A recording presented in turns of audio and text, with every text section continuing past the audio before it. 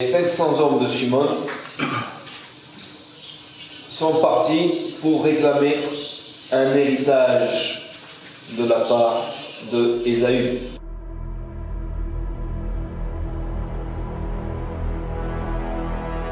Ce que nous faisons ici, avec très peu de monde, va être observé et déjà attendu par beaucoup de monde. La première des choses à comprendre, c'est que dans la Torah, deux hommes peuvent mettre enceinte une femme de deux jumeaux et que chacun des jumeaux va venir d'un père différent. Le premier cas qu'on a de deux enfants, de deux jumeaux qui sortent d'une femme mais qui proviennent de deux entités différentes, deux hommes différents, ce sont les deux enfants qui s'appellent Abel et Caïn. Tout le monde ne vient pas de Adam et Ève. Tout le monde vient de Ève, mais pas tout le monde vient de Adam. D'autres viennent de l'autre côté. Il y a deux dynasties. Il y a une femme, deux camps et deux dynasties. Vous avez la dynastie de Caïn, vous avez la dynastie de Adam.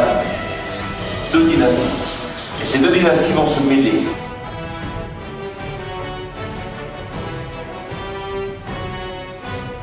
L'Égypte n'est pas gérée par une personne, elle est gérée par deux personnes. Pharaon et le roi d'Égypte. Tout ça, ça s'appelle l'Égypte. La basse terre et la haute terre.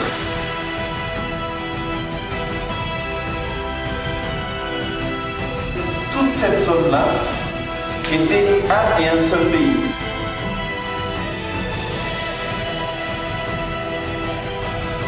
Le serpent représente le roi d'Égypte. Le vautour représente Pharaon. Sur la couronne de Toutankhamon, vous avez un serpent et un vautour. Ça, c'est Pharaon, roi d'Égypte. Quand il y a écrit Pharaon, roi d'Égypte, ça veut dire que Pharaon, à ce moment précis, n'a pas de numéro 2.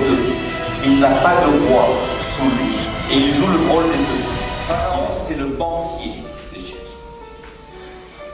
Le premier pharaon d'Égypte était un banquier en charge du trésor.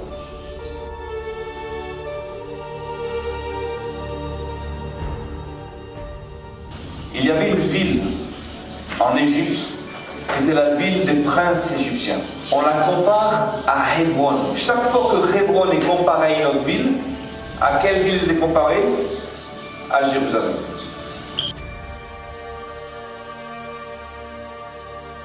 Vous êtes appelés des Tsoanim en hébreu.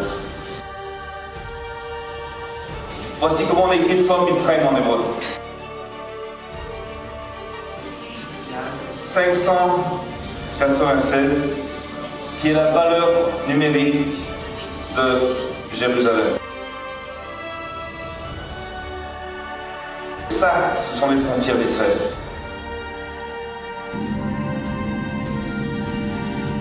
La première indication qui a attiré mon attention, c'est tout simplement la consonance de deux mots. Deux mots actuellement qui ont été dits par Ésaü à Jacob. Ces deux mots sont Atsigana. Atsigana et Tigana, c'est pas très net d'où vient ce terme de Tzigane. Le mot Léatzig en hébreu, distinguer, se différencier en mettant en valeur. Aux alentours des années 1400, vous étiez connus comme étant des Atziganes et non pas Tziganes. Atsigana, je distinguerai maintenant ton peuple du peuple qui est avec moi. En hébreu, ça fait Shimon. Min Esav. Le lingam de Shimon me dit, il vient d'Ésaü. Et Shimon n'est pas béni, tout comme Ésaü n'est pas béni. Pourquoi est-ce que Jacob doit se connecter avec Ésaü? Shimon ici est un enjeu énorme. Ésaü va vouloir venir et récupérer ce qui est à lui. Cet enfant représente le terrain de bataille. entre les forces de l'esprit et les forces du sang. Yesh li Rav, c'est l'anagramme de Basari Li, qui veut dire ma chair est à moi. Ce à quoi répond Jacob, Yesh li kol, Sichli Li. Un il dit ce qui sort de ma chair est à moi, appartient à moi. L'autre dit ce qui sort de mon intelligence est à moi. Ce qui sort de mon esprit est à moi. Shimon, qui comprend le péché, Shema Aaron, qui est en fait l'enfant par le sang de notre ennemi juré, mais qui va adopter les voies et l'enseignement de Jacob, qui est aux antipodes d'Ésaü. Et c'est exactement qui vous êtes. D'après ce que je connais de vous, c'est exactement qui vous êtes. Ce n'est qu'à partir du moment où Shimon fait partie intégrante de la tribu de Jacob, fait partie intégrante de la famille de Jacob, que Jacob devient Israël. Quand on analyse la descendance d'Ésaü, ils sont tous bâtards. Tous. Et si vous comprenez ça, vous comprenez qu'en fait Shimon est le seul enfant légitime qui n'est pas un bâtard de Esaü. Un bâtard ne peut pas rentrer en Israël. Il n'y a aucun bâtard en Israël. Léa était destinée à être la femme d'Ésaü.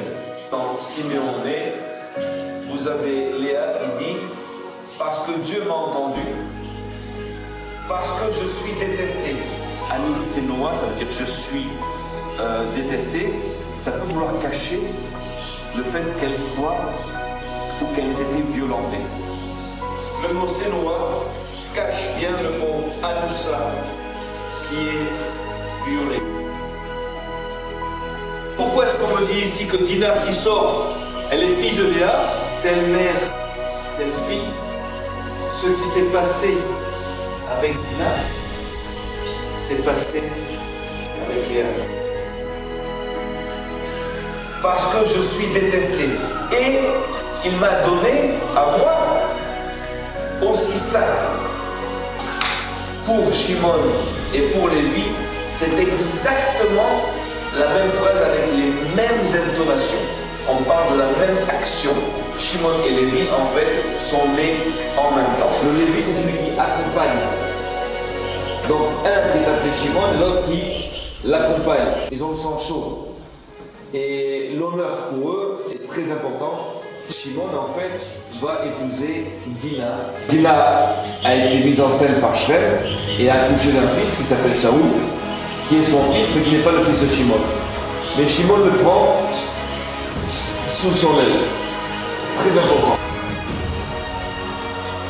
Shimon et Shrem, dans un temps très court, se sont unis à Dina.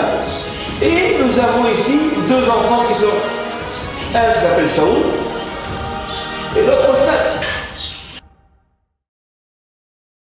C'est très technique ce que je vous dis, c'est très technique, c'est lourd, c'est ennuyeux, mais c'est très important. Parce que ce qu'on fait ici maintenant, j'expose tous les points qui sont enregistrés sur les caméras, non seulement pour vous, mais pour les autres qui vont pouvoir les étudier par la suite. Shimon est en fait le père de Osnat.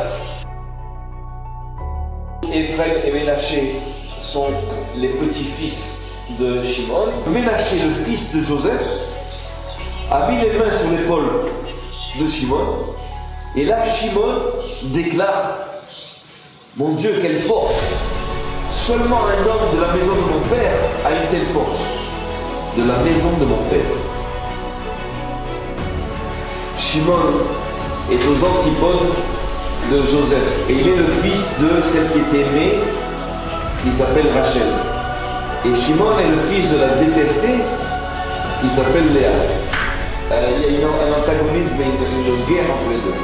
Ils ne peuvent pas s'entendre. Shimon est celui qui dit: voici le maître des rêves qui est à toi, celui qui domine les rêves, celui qui manipule les rêves. Shimon, c'est lui qui va prendre Joseph et qui va le mettre dans le trou. Joseph met Shimon en prison à leurs yeux, c'est-à-dire apparemment en prison. Une fois qu'ils sont partis, Il a fait sortir Shimon de prison pour lui expliquer et lui dévoiler qui il était avant les autres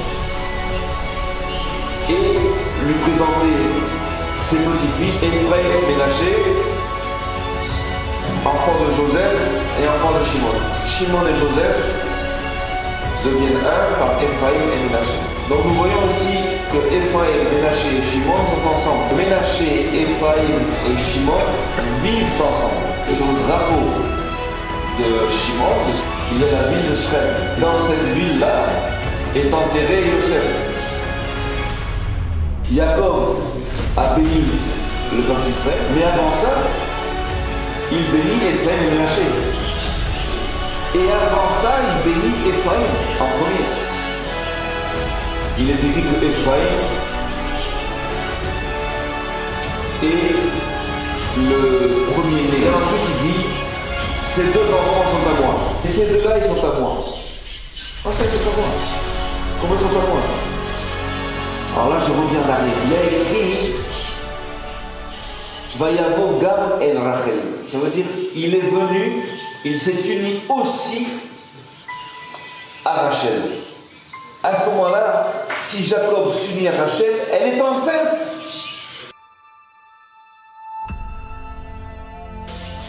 Rachel est ici enceinte. Elle est enceinte avant que Dieu voit que Léa est détestée et qu'il décide que Rachel serait stérile. Dieu décide que Rachel doit être stérile après qu'elle était enceinte, après que Jacob soit venu sur elle. Comme ça, le texte nous présente. Rachel voit qu'elle n'avait pas accouché, elle n'avait pas donné d'enfant à Jacob. Elle n'a pas enfanté. Il n'y a pas écrit, elle n'a pas conçu pour Jacob. Loyalta, elle n'a pas enfanté, elle n'a pas sorti d'enfant. Elle dit à Jacob, donne-moi des fils. Elle ne dit pas, donne-moi un fils. Elle dit, donne-moi des fils. Des fils, c'est au pluriel, donc c'est au moins deux fils. Elle ne sait pas qu'elle est stérile. Et comment elle ne sait pas qu'elle est stérile? Il y a écrit, Dieu l'a rendue stérile. Mais elle ne sait pas. Pourquoi elle ne sait pas? Parce qu'elle était déjà enceinte. Dieu a empêché d'avoir les enfants qui devaient lui revenir. Encore une fois, Rachel tombe enceinte, elle perd ses enfants, elle a une fausse couche, et automatiquement Jacob et Rachel se disputent par rapport à cela. Mais pourquoi je vous dis tout ça? Parce que maintenant je reviens à quelques années plus tard, quand Jacob voit Ephraim et Ménaché, et il dit, ceux-là sont à moi. Ces deux enfants sont en fait les deux qu'il a perdus à l'époque et qui reviennent dans la descendance du fils de Rachel. Comment on peut vérifier si c'est vrai? On a des lettres, on a des chiffres. L'action de Jacob qu'il vient sur Rachel a la même valeur numérique que le nom de Ephraim. 331. Ephraim et Ménaché, qui sont eux-mêmes la réincarnation des deux premiers enfants d'Israël. Vous savez, en Israël, selon nos lois, l'enfant qui sort le premier est l'aîné. Même s'il sort mort, même s'il est mort, c'est lui l'aîné. Vous avez une âme, l'âme d'un homme qui s'appelle Ephraim, qui vient, cette âme-là, elle vient. Elle est désignée pour être le premier d'Israël, le fils aîné d'Israël. Il rentre dans ce monde, il vient ici, et à cause d'un sentiment de haine, qu'est-ce qui se passe? Il est empêché de rentrer dans ce monde. L'esprit d'Ephraim est l'esprit de quelqu'un qui sait qu'il est grand. Il sait qu'il est le premier, mais il arrive le dernier. Donc c'est un esprit qui est frustré, qui sait ce qu'il vaut et qui va agir par rapport à cette frustration génétique, cette frustration qui est innée en lui. Maintenant je mets ça de côté Et je sors de la Torah et je vais essayer de rentrer un petit peu dans le monde tout aussi obscur des tziganes.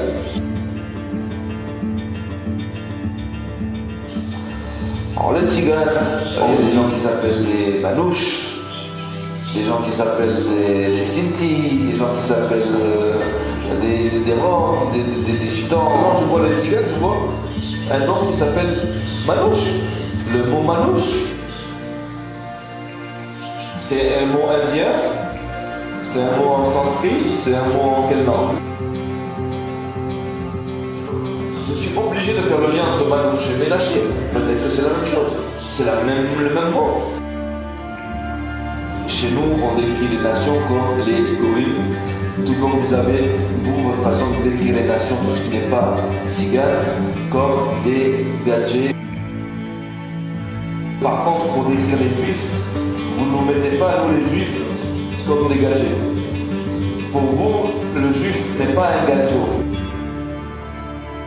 En face de moi, j'ai toute une population de gens, des millions de gens, qui comme nous ont voyagé dans tous les pays du monde. Ils ne se sont jamais assimilés, quitte à ne pas envoyer leurs enfants à l'école, quitte à ne pas apprendre à lire et à écrire, puisqu'ils n'ont pas d'origine et qu'ils n'ont pas de racines, ils sont obligés de ne pas envoyer leurs enfants à l'école. Pourquoi? Si moi je suis juif, et je sais que je suis juif, et que j'envoie mes enfants à l'école, ils ne pourront pas vraiment s'assimiler facilement par l'éducation, parce que j'ai déjà une éducation. Je sais que je suis juif, mais si comme les gitans, je ne sais pas que je suis juif, je pense que je suis juif, mais ce n'est pas officiel. Je n'ai pas de racines. Donc si je mets mon enfant dans l'école, il est mort. Il n'y a pas de référence derrière. Mon enfant maintenant va s'identifier à la culture que l'école du gadjo va lui donner. Quand on enquête sur les tziganes, on voit que le manque d'éducation ou le fait qu'ils empêchent leurs enfants d'aller à l'école, c'est tout à fait logique pour ne pas s'assimiler. Ça, c'est un des éléments de preuve à mes yeux qu'ils viennent de chez nous, parce que seuls les juifs et les tziganes ont refusé de s'assimiler alors qu'ils ont voyagé dans le monde entier. Nous, par rapport aux tziganes, on a une référence. Nous sommes les juifs officiels. Mais vous n'avez pas. Vous savez au fond de vous que vous êtes liés à notre peuple. Vous savez que vous êtes juifs au fond de vous, mais il n'y a rien d'officiel. Et ça explique pourquoi vous avez dû avoir vos méthodes à vous pour pouvoir ne pas vous assimiler, alors que vous n'avez pas justement tout ce que nous on a. Mais dans ce cas-là, je me dis, si d'un côté, si vraiment vous êtes juif, et que nous on a tout conservé, alors qu'est-ce que vous avez conservé?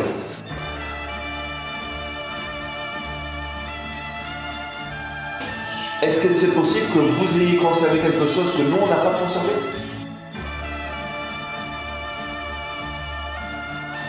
Et je pense que c'est très possible, et ce serait même quelque chose de brillant, que de faire en sorte que d'un côté, on ait un peuple avec la connaissance, et de l'autre, un peuple avec l'esprit pour comprendre cette connaissance.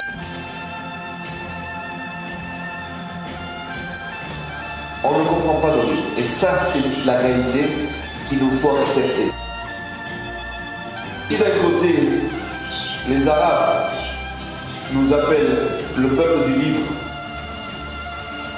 et que les gens du Nord, pas les Arabes, c'est les autres qui nous appellent les gens du vent, ou les gens de l'esprit, parce qu'en hébreu, roi, c'est le vent, mais c'est aussi l'esprit. Si nous sommes ses enfants et qu'il nous a protégés, et que vous êtes aussi de notre peuple, et qu'apparemment il vous a aussi protégés, parce que vous êtes toujours vivants aujourd'hui, je pense que la seule chose que vous avez conservée, c'est en vous la possibilité ou un esprit particulier, ou quelque chose qui va nous aider à tous à comprendre ces livres-là. Pour pouvoir faire un antidote à un poison, il faut du poison. Tout ce qu'il nous faut comprendre aujourd'hui se trouve dans des petites choses, pas dans des grandes choses.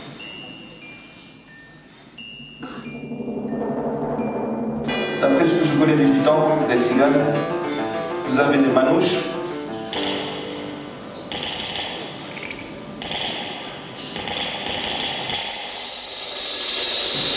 vous avez des sinti,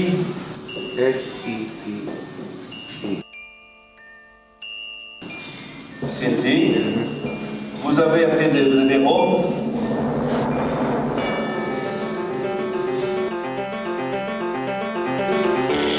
après vous avez des gitanos, en leur langue ça s'appelle des gitanos.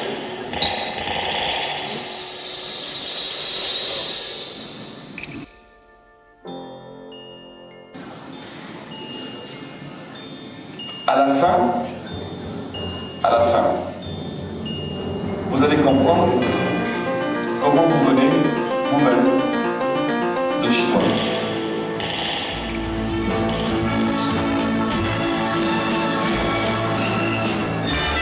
À la fin, petite chose, pas grand-chose, pas votre vie, c'est vous.